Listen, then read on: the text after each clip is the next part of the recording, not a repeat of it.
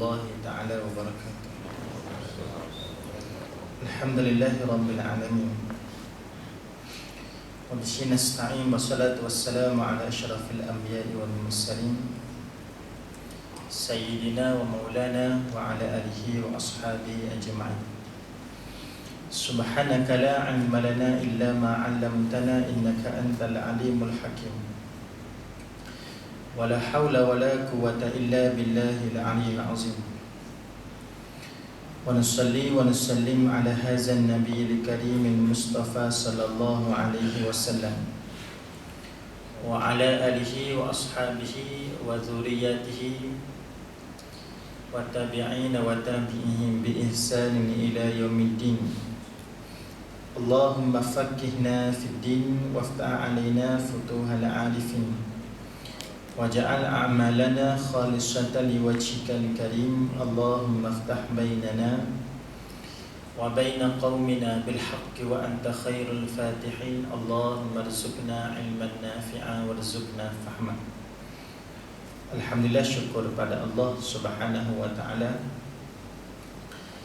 di atas izin dan rahmat Allah Subhanahu wa taala dapat kita bersama-sama pada pagi ini. Mudah-mudahan dengan peluang yang Allah berikan kepada kita pada pagi ini, pertemuan kita pada pagi ini diberkati dan dirahmati oleh Allah Subhanahu wa taala. Wa an Suhaib yani Abi Yahya Suhaib ibn Sinan radhiyallahu anhu anna Rasulullah sallallahu alaihi wasallam qala kana malikum fima kana qablakum wa kana lahu sahirun falamma kabira qala lil maliki inni qad kabirtu fab'ath ilayya gulaman u'allimuhu as-sihr. Satu hadis yang diriwayatkan oleh Abi Yahya Suhaib ibn Sinan, seorang sahabat Nabi yang bernama Suhaib ibn Sinan ataupun tersebut dengan Suhaib Ar-Rumi. Suhaib Ar-Rumi ni tuan-tuan yang dirahmati oleh Allah, di antara sahabat yang awal memeluk Islam, seorang saudagar yang kaya raya. Dinamakan Ar-Rumi bukan kerana dia ni bangsa Ar-Rum, bukan bangsa Rom, tetapi kerana dia ni bangsa Arab, tapi disebabkan dia menjadi hamba di Rom, membesar di Rom. Disebut bahawa Suhaib Ar-Rum ini di antara keluarga pemimpin. Ayah dia pemimpin di Iraq. Kemudian satu ketika dia diserang oleh satu puak, sehinggalah dia dijual, ditawan dan dijual di Rom, menjadi hamba di Rom dan membesar di Rom. Rom ni satu negara, satu tempat, satu negara yang pada hari ini negara Eropah lah. Dia punya suasana dia punya gejala sosialnya, dia punya hiburan, dia punya layanan kepada wanita, masalah-masalah makna kerosakan dalam masyarakat yang ada pada Eropah hari ini ada pada Rom. Dari sudut tidak ada pegangan agama dan sebagainya di Rom. Dia membesar di sana. Kebetulan dia ni rambut dia berwarna merah. Dan pada masa yang sama, bila lama hidup di Rom, lidah dia apabila bercakap Arab dia pendek sikit. Dia tak sama dengan orang Arab cakap Arab. Dia sama kita lah. Kita kalau cakap Arab nampak lain, lidah tu lain. Sama dengan orang Cina, kalau dia cakap Melayu lain sikit. Walaupun dia lama hidup dengan orang Melayu, tapi lidah dia akan jadi lain. Maknanya Suhaib Ar-Rumi. Satu ketika sewaktu mana dia menjadi hamba di Rom, dia mendapat tahu, ada khabar kepada dia bahawa akan lahir seorang Nabi, Nabi akhir zaman. Nabi tersebut akan lahir di kota Mekah, satu tempat yang kita kata jauh daripada Rom tu, satu tempat di lembah yang tidak masyhur pada waktu tersebut. Lalu dia kerana dia nak mencari nak mencari hidayah, nak mencari kebenaran. Ini kita sebut orang yang hebat ni tuan-tuan. Suhaib Ar-Rumi, walaupun dia tinggal di satu tempat yang rosak, tetapi kerosakan tempat tersebut tidak memberikan kesan pada dia. Walaupun dia tinggal di satu tempat kota yang rosak, tetapi dia mempunyai prinsip dan dia mempunyai suatu, kita kata, hati yang bersih. Sehinggalah bila mana dia jumpa dengan Nabi, dia terus menerima Islam. Tak perlu nak bersusah payah. Bila dia terima, bila dia nampak kebenaran tersebut, dia terus menerima, kerana jiwa dia bersih. Dan ini yang kita sebut. Lalu bila mana dia dapat khabar, dia lalu berhijrah, lari daripada tuan dia sampai di Mekah. Bila sampai di Mekah, dia minta pertolongan daripada pembesar Mekah. Pembesar Mekah yang baik lah. Pembesar Mekah ada yang baik, ada yang jahat. Kita kena ingat, di antara pembesar Mekah, ramai di antara mereka yang mengamalkan sistem riba. Sistem riba sehinggalah yang boleh mengakibatkan kalau orang pinjam duit dia, bunga semakin banyak, bahkan bunga itu lebih banyak daripada pokok dia. Pinjam 3,000, bunga 6,000, 8,000. Sehinggalah golongan-golongan yang pinjam ni golongan yang kita sebut golongan yang lemah, golongan yang tidak ada duit. Sehinggalah kalau orang tu tidak mampu nak bayar, dia punya hutang mereka akan rampas.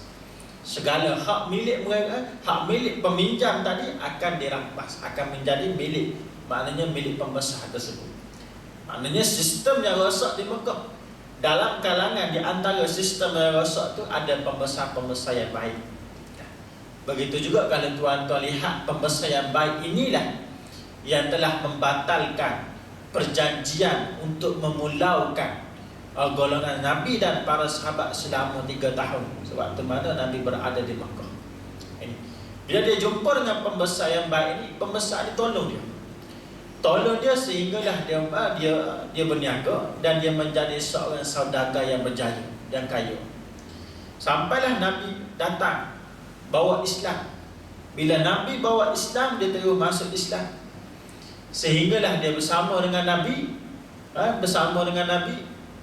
sehinggalah Allah Ta'ala perintahkan kepada Nabi dan para sahabat supaya berhijrah daripada Mekah ke Madinah dalam peristiwa hijrah. Nabi minta para sahabat supaya keluar terlebih dahulu. Maknanya Sayyidina Umar keluar terlebih dahulu, Sayyidina Osman dan sebagainya keluar terlebih dahulu. Sehinggalah Nabi dan Sayyidina Abu Bakar di antara golongan-golongan yang terakhir. Selepas daripada Nabi tak sampai 20 orang para sahabat yang berada di Mekah pada waktu tersebut.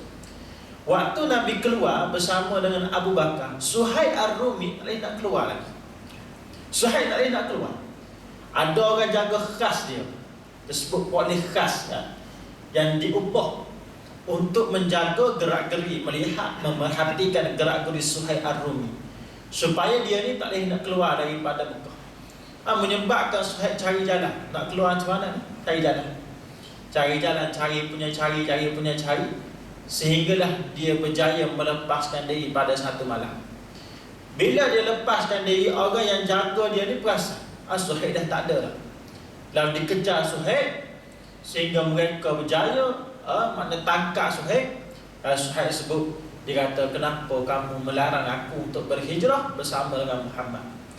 Lalu orang ini sebut, dia kata, kami takkan benarkan kamu keluar bersama dengan harta kamu dan jiwa kamu. Lalu Suhaib kata, sekiranya aku serahkan harta yang aku ada hari ini, harta yang aku kumpulkan selama puluhan tahun aku berada di negeri ini, di Mekah, adakah kamu akan lepaskan aku? Lalu golongan tadi, golongan yang perhatikan yang jaga ni, yang jaga Suhaib sebut, dia kata, kalaulah kamu melepas ataupun kamu berikan harta kamu kepada kami, kami akan lepaskan kamu. Lalu Suhaib dia semua bagi, semua harta dia bagi.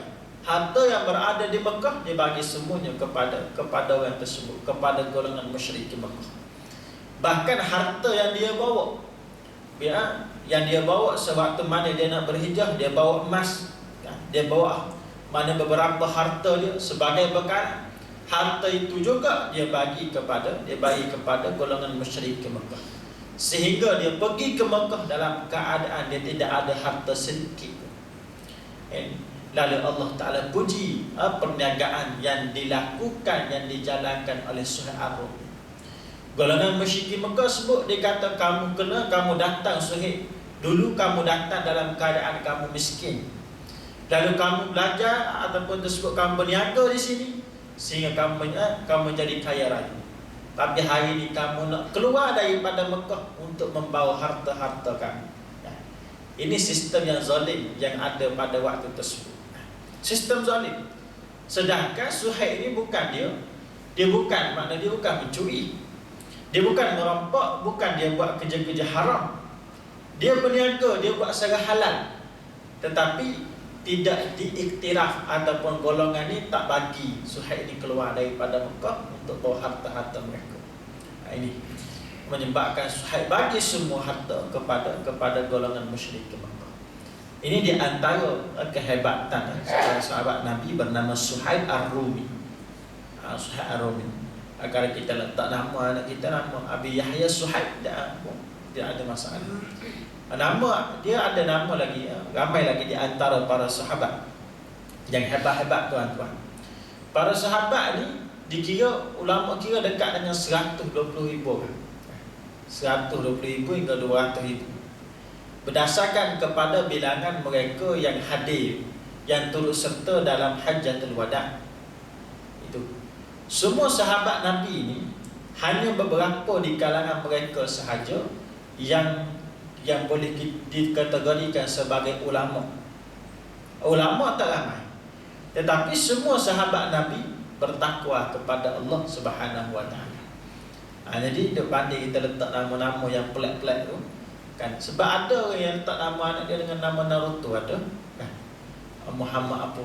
Muhammad sekian Naruto, ada sekarang. Bukan kata Gurawan tak, tapi ada nama dia Naruto, dengan harapan dia kata anak dia tu boleh jadi Hokage. Tuan-tuan tahu tak cerita Naruto? Cerita Naruto ni tuan-tuan, Naruto ni cerita kartun, cerita komik tu. Dan bila dia kecil, Naruto ni dia nak jadi Hokage. Hokage ni ketua ninja lah di tempat tersebut. Jadi dengan harapan dia letak nama anak dia, harapan anak dia boleh jadi Hokage. Hokage apa? Yang dia tempat orang Melayu ni kan? Maknanya macam tu. Baik, ini di antara nama-nama lah, nama-nama yang boleh kita letakkan kepada anak kita. Jadi hadis ni diceritakan oleh seorang sahabat Nabi yang bernama Suhaib Ar-Rumi, Abi Yahya Suhaib Ar-Rumi radhiyallahu anhu. Satu hari Nabi SAW cerita ni, hadis ni cerita. Satu hadis yang menceritakan berkenaan dengan seorang budak yang Nabi sebut gulam. Kan, ni kisah tentang gulam. Tuan-tuan pernah dengar kisah ni, cuma saya nak ulang balik lah. Kisah berkenaan dengan seorang gulam, budak. Gulam ni di antara umur 12 hingga 14 tahun tu gulam. Seorang budak yang mana Nabi kata pada satu zaman dahulu ada seorang raja. Disebut raja ini adalah raja yang zalim, raja yang berkuasa, dan raja yang mengaku diri dia sebagai Tuhan. Dalam sejarah manusia tuan-tuan, tak ramai raja yang mengaku sebagai Tuhan. Tak sampai pun 5 orang raja yang mengaku sebagai Tuhan. Kalau orang mengaku sebagai Tuhan tu ada bawa ajaran mengaku sebagai Tuhan, yang tak betul tu. Tapi raja yang mengaku sebagai Tuhan, disebabkan dia ni boleh disebut raja yang terkuat lah pada waktu tersebut. Contoh seperti mana Namrud, raja yang memerintah dunia. Begitu juga dengan Fir'aun. Fir'aun walaupun dia tidak memerintah dunia, raja-raja, kerajaan-kerajaan yang kecil yang berada di sekeliling ataupun yang berada di tepi-tepi kerajaan dia mesti membayar cukai ataupun mesti bayar cukai kepada kerajaan Fir'aun. Sebab tu dia rasakan dia kuat, dia ada kelebihan dari sudut ketenteraan dia mengaku diri dia sebagai Tuhan. Begitu juga raja yang Nabi sebut ni mengaku sebagai Tuhan. Dan di sisi raja tu ada seorang ahli sihir. Dia sebut ahli sihir di raja. Satu hari ahli sihir sebut pada raja, dia kata, wahai raja, aku ni semakin tua dah. Bila semakin tua, aku nak ada orang yang menggantikan tempat aku selepas daripada ni. Kalaulah aku tak ada, susahlah kamu nak buat sihir pada orang lepas ni. Lalu ahli sihir sebut, kamu kena cari seorang budak yang bijak, yang mana aku boleh ajar kepada dia sihir, yang mana dia selepas daripada ini dia boleh menggantikan tempat aku. Lalu raja kata tak apalah, dia pun cari dia cari sehingga dia dapat seorang budak yang lebih kurang 12 hingga 14 tahun. Nabi sebut ulam, yang mana dia ni dipilih di kalangan rakyat negeri tersebut. Dan bila mana dia dipilih dan dia diminta oleh raja supaya pergi ke rumah ataupun ke tempat ahli sihir di raja dan belajar sihir setiap hari. Mesti belajar setiap hari kerana dialah orang yang akan menggantikan ataupun menjadi ahli sihir dia di raja suatu hari nanti, bagi menggantikan ahli sihir yang sedia ada. Lalu setiap hari budak ni pergi setiap hari pergi, sehinggalah Nabi kata pada satu hari dia berjumpa dengan seorang ulama. Lalu ulama tersebut mengajar kepada dia tentang keimanan, beriman pada Allah. Menyebabkan budak ni budak yang bijak dan budak yang hati bersih. Bila hati bersih, senang nak terima kebenaran. Kadang-kadang budak hari ni, tuan-tuan, kita kena cek balik, kenapa anak kita susah nak menerima agama. Kadang-kadang sebab hati dia telah dirosakkan ataupun hati telah gelap. Hati yang gelap ini susah nak terima agama. Lepas tu saya seperti mana yang kita tengok, ialah golongan sahabat, walaupun mereka dah meningkat dewasa. Suhaib Ar-Rumi sebagai contoh. Begitu juga dengan Abu Zar Al-Ghifari. Datang jumpa dengan Nabi, tanya Nabi lebih kurang, terus memeluk Islam. Tak perlu nak lihat, tak perlu nak tengok Nabi macam mana. Sebab apa? Sebab jiwa mereka bersih. Bila jiwa bersih, tempat untuk meletakkan kebenaran itu bersih, dia mudah untuk menerima kebenaran. Jadi pada hari ini kalau tengok anak-anak kita yang susah terima kebenaran ni, tengok cek balik hati mereka. Adakah hati mereka ni kotor ataupun telah dirosakkan oleh perkara-perkara lain, ataupun hati anak kita telah diisi oleh benda lain. Kerana kalaulah hati kita ataupun dia punya hati ni tempat untuk kita isi tentang keimanan tu, kalau telah diisi dengan perkara lain, kebenaran ataupun keimanan agama tak boleh nak masuk dalam diri mereka. Sebab tu Firauni pernah sebut, kita sebut, dia kata kita perlu isi anak dia sebut kita perlu isi anak muda kita ni dengan budaya Melayu, dengan cara hidup Melayu. Kalaulah dia keluar lepas daripada ni, dia belajar di luar negara, tidak diisi dengan budaya-budaya ni, jiwa mereka kosong. Bila kosong akan diisi dengan perkara lain pula. Bijak juga kan? Bijak Firauni ni bijak kan? Jadi begitu juga kalaulah jiwa anak kita tidak diisi dengan agama, dia akan diisi dengan benda lain. Sebab tu sebelum dia kenal dunia, dia mesti kenal Allah Ta'ala terlebih dahulu. Itu. Lalu budak ni hati dia bersih. Bila ulama ni cerita kepada dia tentang mengenai dengan Islam ataupun keimanan, dia terus terima. Bila dia terus menerima berkenaan dengan Islam, lalu dia belajar, dia galik dengan ceramah ataupun pengajaran daripada ulama, menyebabkan dia terlewat untuk pergi jumpa ataupun belajar dengan ahli sihir pada hari tersebut. Bila dia lewat sampai ke tempat ahli sihir, lalu ahli sihir tanya kenapa lewat, tak boleh nak jawab. Lalu ahli sihir marah dan pukul dia. Bila pukul dia balik, dia ceritakan kepada ulama tadi, dia kata aku kena pukul kepada ahli sihir disebabkan aku dah sampai lewat ke tempat dia. Lalu ulama ni ajar pada dia, dia kata kalaulah lepas ni bila kamu datang ke tempat aku mengaji, nescaya kamu akan lewat lagi ke tempat ahli sihir. Bila kamu sampai lewat ke tempat dia, kamu sebutlah bahawa aku lewat disebabkan ahli keluarga aku menyekat aku.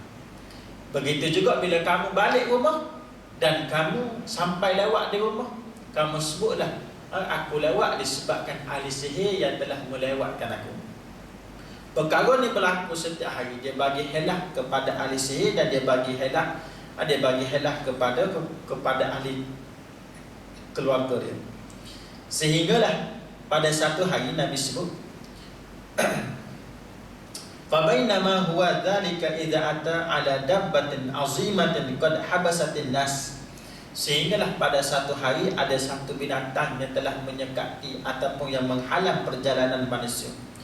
Binatang yang besar, wallahu alam binatang yang macam mana, Nabi tak sebut binatang macam mana, tetapi binatang yang menyakiti manusia dan manusia tak boleh nak lawan binatang tersebut. Sehinggalah manusia tak boleh nak lalu jalan tersebut. Sehinggalah manusia pada tempat itu rasa takut dengan binatang tadi. Bila binatang tu lalu ataupun binatang tu maknanya menyakiti manusia, sehinggalah budak ini tiba-tiba hari itu dia lalu. Dia lalu nampak tersempak dengan binatang tu.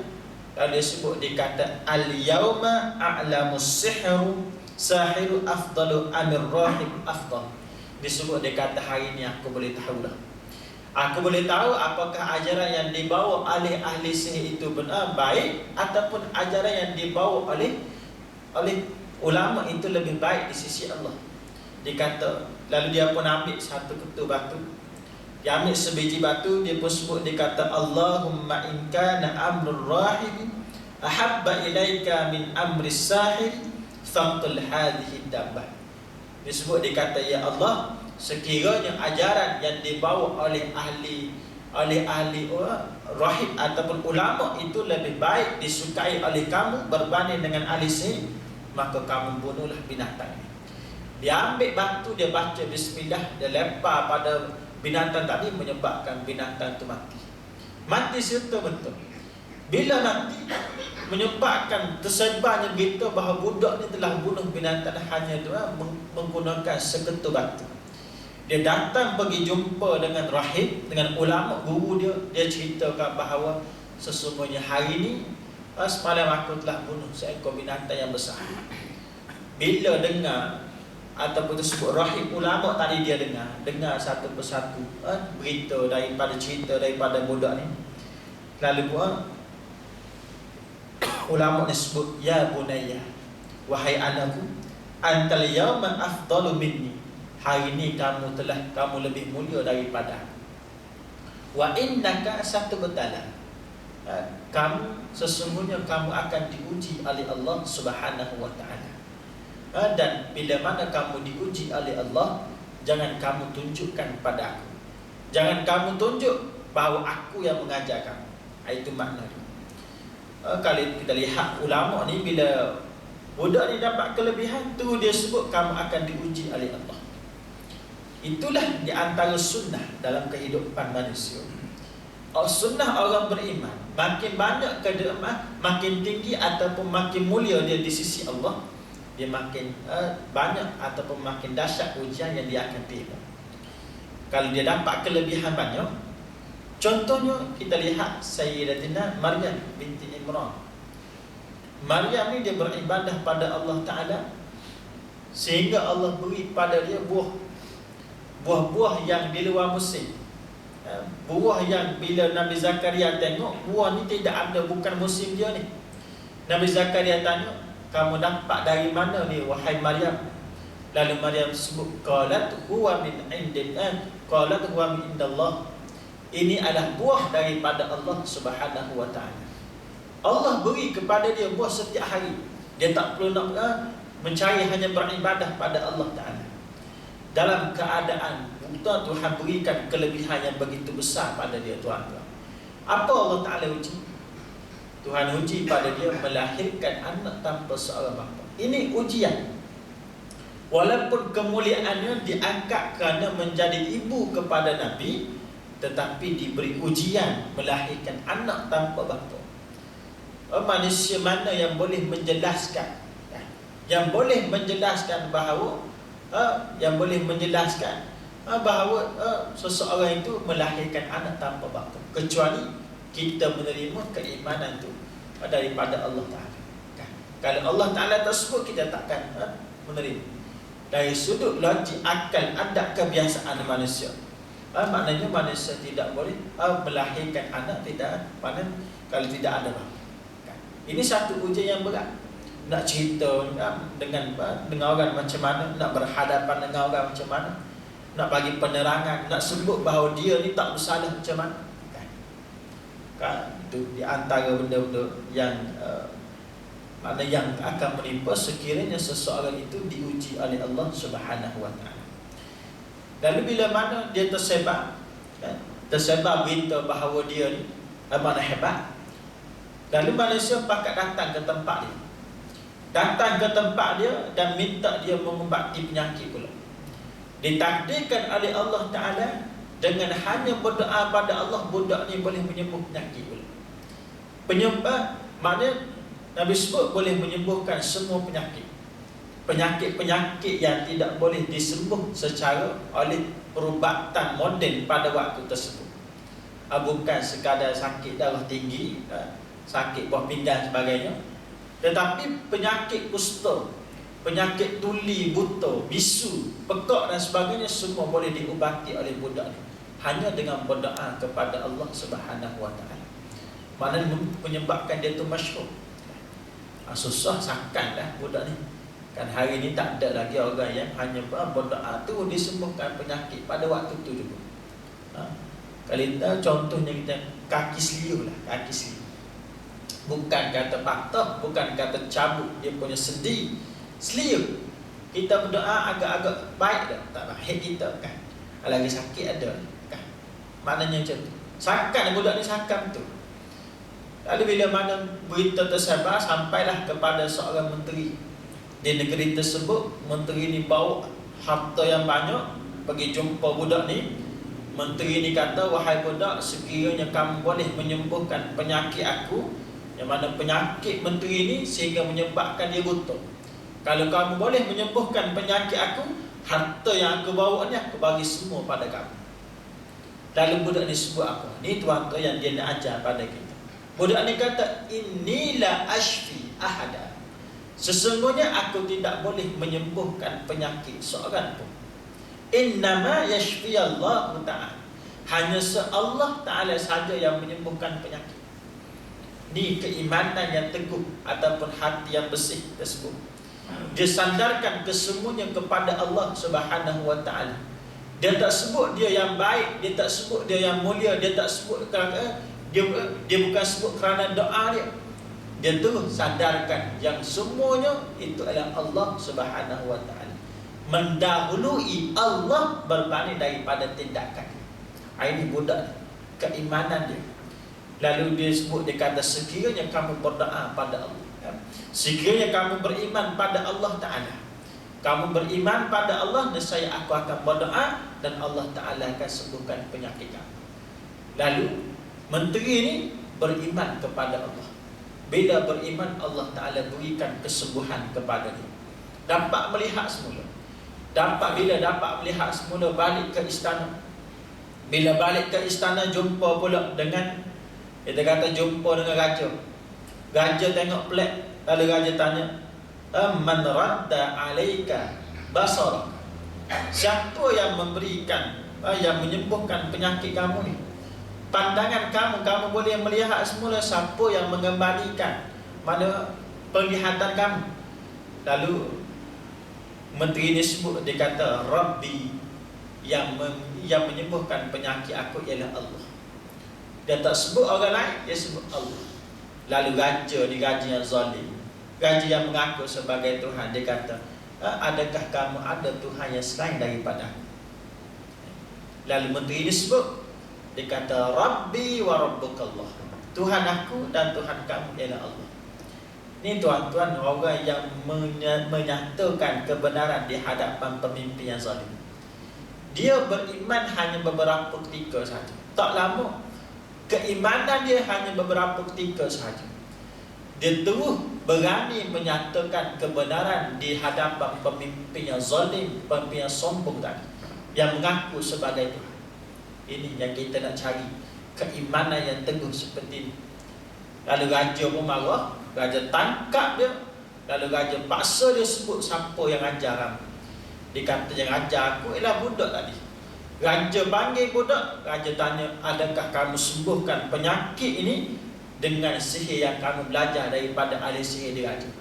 Budak ni sebut, dia kata tak, Allah yang telah menyembuhkan semua penyakit.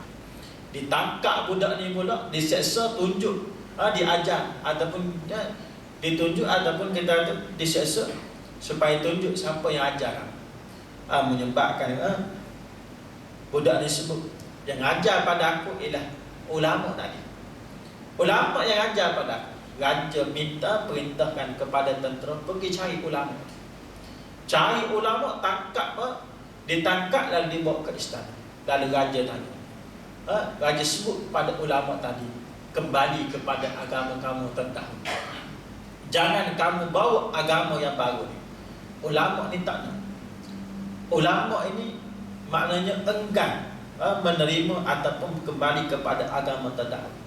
Lalu raja perintahkan kepada tentera supaya ambil gergaji.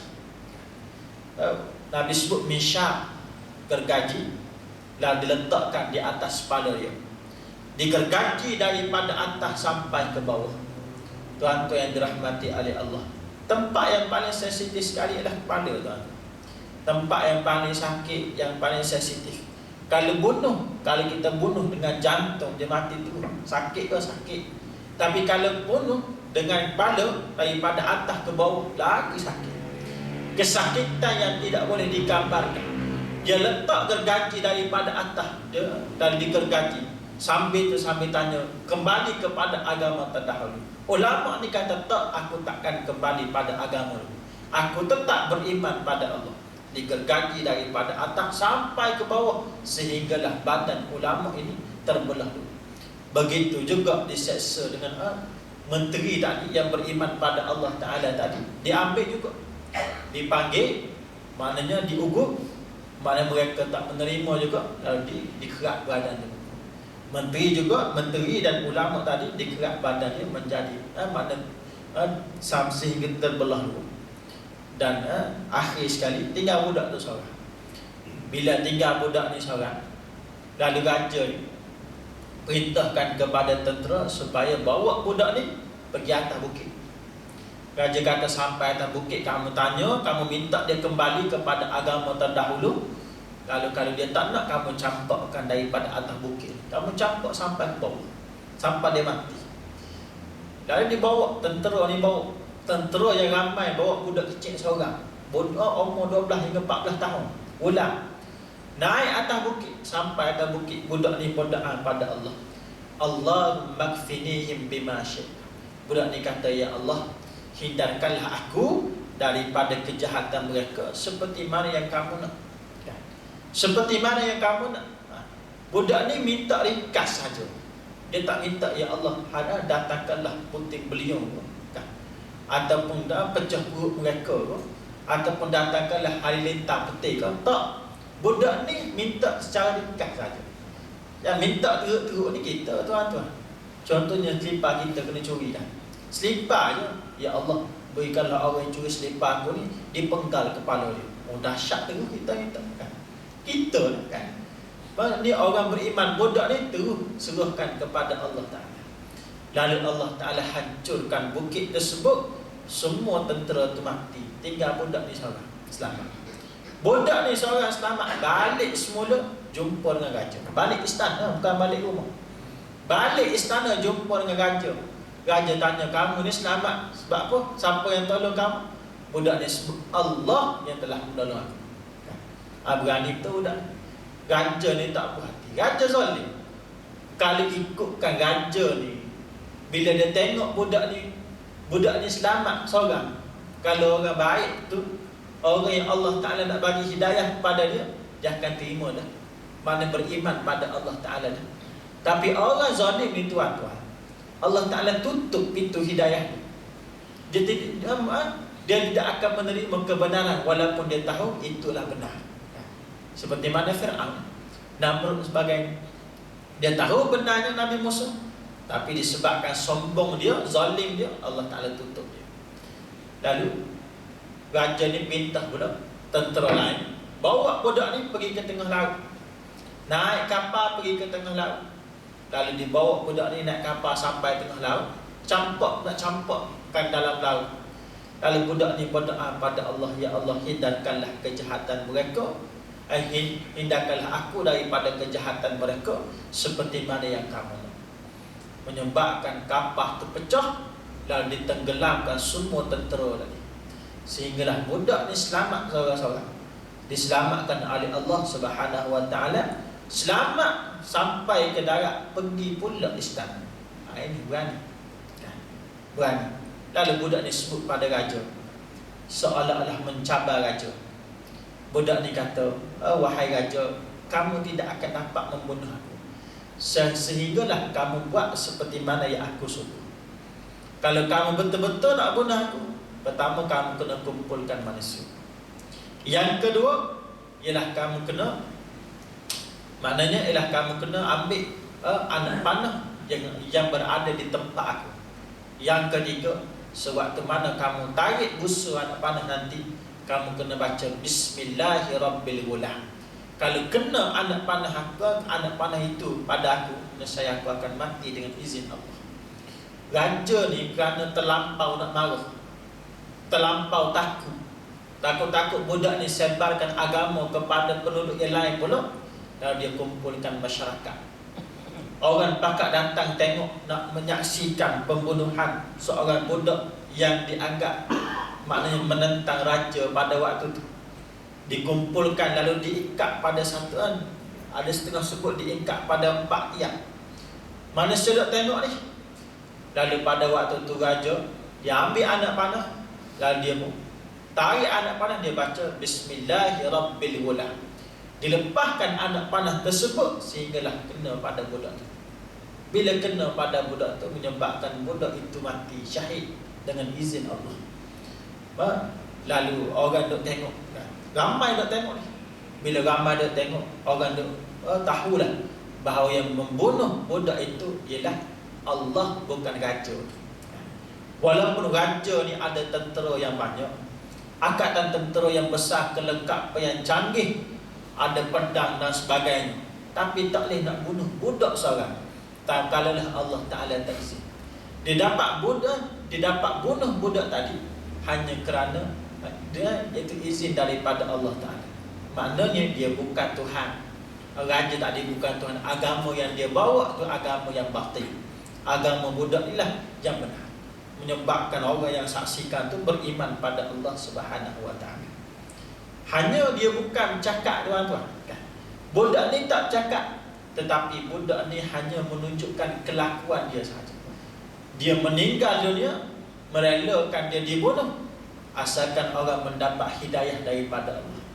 Kesan daripada dia ikhlas berjuang kerana Allah, budak ni dia dapat memberikan hidayah, maknanya keberkatan, maknanya keberkatan dia punya perjuangan dia tadi menyebabkan Allah Ta'ala bagi hidayah kepada orang lain. Ini kalau kita ni hari ni, macam contoh saya lah, saya cakap hari ni belum tentu boleh bagi hidayah kepada orang, boleh bagi merubuhkan orang daripada jahat kepada kebaikan, belum tentu. Tapi budak ni hebat. Budak ni hebat dengan perbuatan yang dia buat, boleh mengislamkan berapa ratus ramai orang. Lalu raja ni marah. Raja ni pun gali parit. Bila gali parit, dia letakkan dia bakar ataupun dia letakkan api dalam parit tersebut.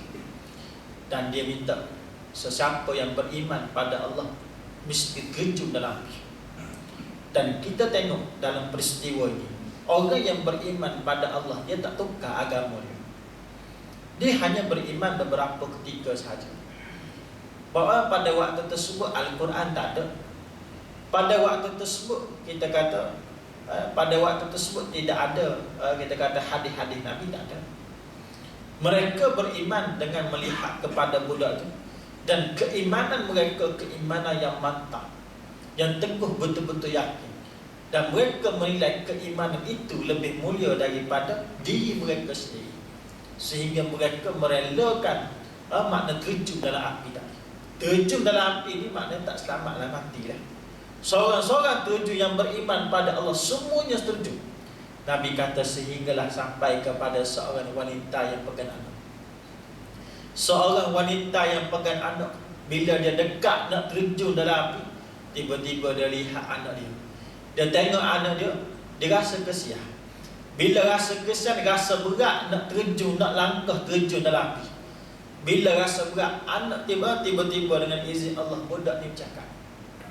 Budak bayi ni yang dia pegang tak dia bercakap, dia sebut, dia kata, ya ummah, wahai mak, isbiri, sabarlah. Sabarlah, fa innaki alal haq. Sesungguhnya kamu berada di atas jalan kebenaran. Dalam mak dia, pegang dia, lalu terjun dalam api tadi. Syahid bersama dengan anak. Ini tuan-tuan yang dirahmati oleh Allah, satu kisah yang disebut oleh Suhaib Ar-Rumi berkenaan dengan orang yang sabar dalam mempertahankan keimanan dia, sehinggalah dia menilai iman itu lebih mulia daripada segala-galanya. Kalau orang itu, kalau manusia, orang yang kalau manusia yang menilai harta itu lebih mulia daripada iman dia, nescaya dia akan tukar keimanan itu dengan harta. Kalaulah contohnya dirasakan RM5 itu lebih mulia ataupun lebih bernilai daripada iman dia, nescaya dia akan tukar harta, mana keimanan dia kalau orang tawarkan dengan harta yang lain. Kalau dia rasakan pangkat itu lebih mulia, lebih bernilai, dia akan menggadaikan keimanan dia. Kalau dia rasakan perempuan, sokongan ramai manusia lebih mulia daripada iman dia, dia akan gadaikan keimanan.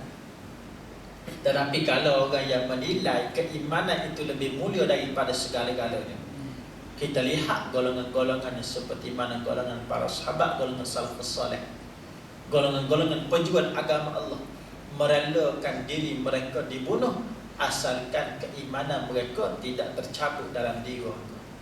Ini tuan-tuan yang dirahmati oleh Allah, sejauh mana penilaian kita terhadap agama, sejauh mana kita menilai iman itu mulia ataupun tidak di sisi kita. Nabi sebut, kalaulah iman itu ada sebesar zarah dalam jiwa manusia, wajib syurga kan? Tak banyak sebesar zarah. Zarah ni besar kan? Zarah ni besar. Zarah ni tersebut, kalau tuan-tuan tengok, kalau kita buka jendela pintu rumah kita waktu pagi kan, dia ada matahari tu, kan ada nampak macam debu-debu kan? Zarah yang kecil macam tu lah kita boleh sebut. Kecilnya zarah ni.